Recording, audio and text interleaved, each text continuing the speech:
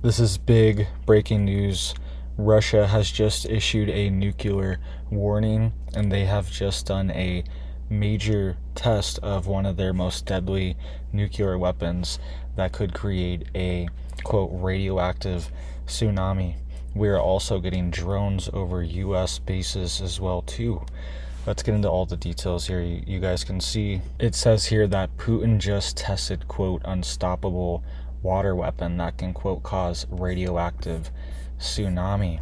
It says here that they tested a nuclear torpedo that they claim could drown Britain under a 1,600-foot wave of radioactive seawater. This is the, quote, Poseidon test. These are underwater drones. It says here Russia began producing the first warheads for the, quote, doomsday weapon in 2023, warning its enemies that they are, quote, practically indestructible. The president said today, for the first time, we managed not only to launch it with a launch engine from a carrier submarine, but also to launch the nuclear-powered unit on which this device passed a certain amount of time. All right, so they're describing it as a, quote, huge success, and they're saying that there's, quote, no way to intercept the drone, right? There probably are some ways, but it's probably difficult. You probably have to have your own drone specifically for this to intercept it, because if it was intercepted, it could detonate these bombs. And there's multiple ones, okay? It's normally a fleet of these underwater drones, and they're saying that they're nuclear powered as well too, so they don't need fuel, they don't have to come up to the surface, and they can stay in a certain area right off the coast for a long time, stay dormant, for years, who knows how long, with these nuclear powered engines that they have as well too. So big warning. All right, Russia has been saber rattling a ton lately, and they are trying to issue these warnings to the West. Right, they're trying to get the US's attention for these negotiations between Ukraine and Russia. And I think Russia wants to be in a very, strong stance, at least for them, when they enter these negotiations. All right, the U.S. is doing the same thing. We're talking about sending Tomahawk missiles to Ukraine. Hopefully all of this can just stop and we can end this war. I know that this goes back for, a long time, like hundreds of years, Putin claims. But, can we just stop? Can we just stop this? All right, why do we have to be worried about these radioactive tsunamis hitting Britain or the U.S. potentially? All right, it's crazy. And they just did a nuclear test as well too for a nuclear powered cruise missile just last week. I reported on how they said that they have perfected their, quote, nuclear powered cruise missiles. Some people were calling it a, quote, flying Chernobyl, because it's a missile that can just stay in the air indefinitely. That's what they say. That has a nuclear weapon on it, and it's always kind of emitting small amounts of radiation into the atmosphere from its engine, and it's also dangerous if it crashes somewhere. All right, very dangerous to just have it up there all the time. But they're saying they have perfected these systems, and now they're testing this. So they're definitely issuing major warning signs for the West. They've also had a massive Arctic buildup as well too. We've been getting intelligence that they are placing massive amounts of nuclear warheads in their Arctic Circle region of Russia, which is right next to Alaska and Canada, and really it's not that far from the United States. You can see here as well too, NATO forces shoot down mystery drone over U.S. barracks in World War III flashpoint in Estonia, 30 miles from the border of Russia. All right, so Estonia is a NATO country that is bordering Russia. It's something that Russia has been against for a while, but Estonia has been in NATO since 2004. All right, so, but they are now having these drone incursions, and they're worried that these are Russian drones and they could be targeting critical infrastructure, right? So if one of these drones did hit a U.S. base or where U.S. soldiers are staying, who knows what kind of retaliation this could trigger, okay? And it definitely could be a Russian drone, but it also could be maybe some type of false flag event as well too. Maybe it's a different country trying to drag NATO or the United States into a conflict and would use these drones to do this, right? So very just sketchy situation to have our soldiers here right on the border of Russia in a time like this. But Estonia is a NATO country, and that is part of, keeping its defenses up, and that's part of its protection, is having this U.S. shield of protection. Whether you agree with it or not, that is part of the strategy, okay? So these drones have been shutting down airports. They've been shutting down flights, all right? They've been shutting down military bases as well too, flights in and out of them.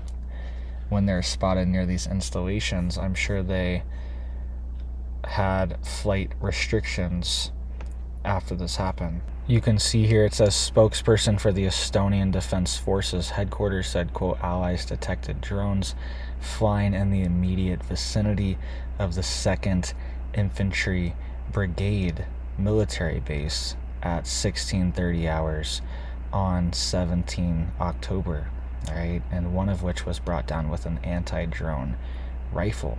So this is concerning, all right? And this was happening in the U.S. too. If you guys remember, at the end of last year, there was all these drone incursions and drone activity near military bases. And I remember reporting on air traffic control recordings of them saying, for U.S. military bases, domestic bases in the U.S., them saying, we don't know what this is. This is a UAP, and we don't know exactly what this is, all right? And it was shutting down the landing and the movement of aircraft. So it wasn't them. It's not like it was, why would a military contractor be doing this unauthorized? And the air traffic controllers for the base are panicking and telling people not to land and not to take off because they keep seeing these drones, an unidentified aerial phenomenon, all right? So my point is that these things could be in the U.S. too, all right? We are not immune to this, especially these cheap drones, all right? They're very cheap right now, and they can set up swarms very quickly in the back of trucks, in the back of vans or semi-trucks, okay, and unload them and set up a drone platform very, very quickly with hundreds of them, right, or even thousands potentially. So just something to be aware of, because I think this is definitely part of the future of not just warfare, but also just crime in general and terror, things like that. I think once they start mixing it with drones, it's going to be, a lot more devastating. Think of mixing this with biological contaminants, okay, infectious diseases, or even just explosives, right? Like they're doing here. There's infinite possibilities. Radiological contaminants could be placed on them. There's a whole host of things that can be done, and it's something that the U.S. needs to build defenses for it domestically too. We need to have these anti-drone guns, and we need to have these anti-drone systems where they can essentially fire a EMP, like an electromagnetic pulse. Sometimes it's a high-powered microwave that they fire at these drones that can block communications from the operator. Sometimes they can take over the signal and take control of the drone. Okay, they have that technology too. And then there's just jamming technology too, where they completely just override the system, fry everything pretty much, and the drone falls. Okay, so the U.S. needs to bolster these defenses domestically. And something that I thought was interesting too, it says U.S. military is withdrawing troops from Eastern Europe. All right. Sorry if you hear my computer here. It's kind of cooking. It's just hot out. And my computer is trying to compensate for it. But you can see here it says U.S. is withdrawing troops from Romania on NATO's eastern flank as the Pentagon works to shift its focus away from Europe and towards homeland defense in Latin America, U.S. and European officials said on Wednesday.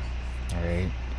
It says here the U.S. is sending home the 2nd Infantry Brigade combat team of the 101st Airborne Division back to Kentucky and will not be replacing the unit after its scheduled rotation out of Eastern Europe, according to the U.S. Army Europe and Africa.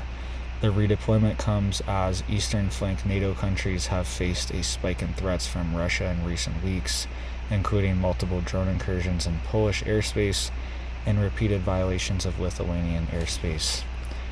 The Army said the reduction in troops is part of Secretary of Defense Pete Hegseth's, quote, deliberate process to ensure a balanced U.S. military force posture. Quote, this is not an American withdrawal from Europe or a signal of lessened commitment to NATO in Article 5. The Army press release said rather that this is a positive sign of increased European capability and responsibility. Our NATO allies are meeting President Trump's call to take primary responsibility for the conventional defense of Europe. This force posture adjustment will not change the security environment in Europe, right? So that is completely true, right? Europe has been investing heavily into defenses, especially the past few years, and especially the past year, almost since Trump has been in. He has put pressure on them to up their GDP spending in Europe. I think it's up to 5% now for some countries of GDP is going to defense spending, right? So this has helped significantly. We don't need, half of our forces in Europe on the border with Russia. Okay. I don't think it's a terrible idea to have, some forces in Europe. Of course, they're our closest allies and we are in NATO. Okay. And we would need them there for any type of quick response. But, I think there's a lot more soldiers there than there needs to be. And I don't think this is really going to be an issue, especially with Europe training their forces, and multiple countries have enacted military conscription to military drafts where people have to serve and get this service in and get this experience in. Okay, so Europe is militarizing. Okay,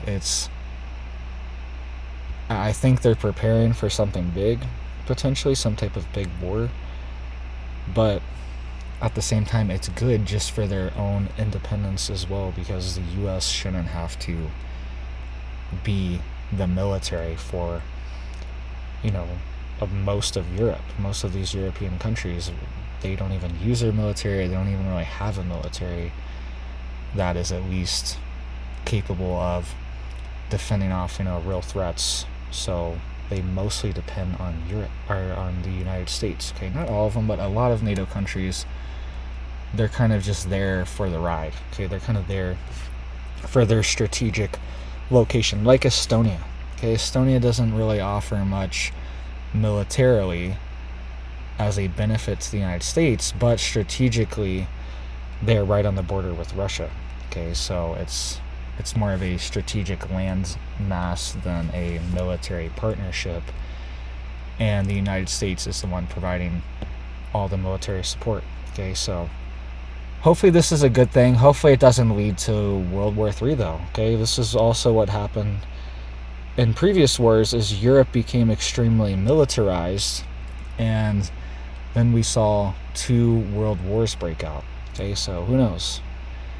I don't know what's best. I don't think anybody really does. But whatever is happening needs to change, right? It's not working. We're seeing conflict in Europe, and hopefully it ends. Let's pray for peace. So thank you guys. Hope you have big blessings for your life and your family, and I hope you have a big old blessed day.